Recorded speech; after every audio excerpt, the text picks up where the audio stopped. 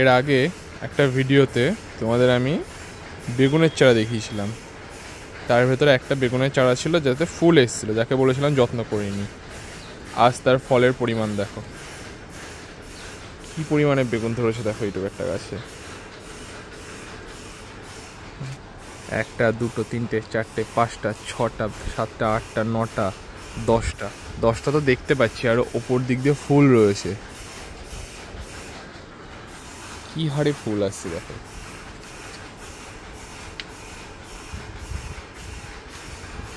আর এই হচ্ছে সেই ক্যাপসিকাম, এই হচ্ছে টমেটো, আর এগুলো হচ্ছে চারা যেগুলোকে তৈরি করার চেষ্টা করছি।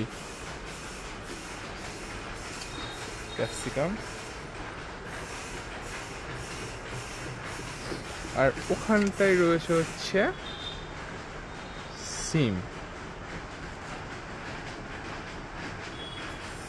বাই।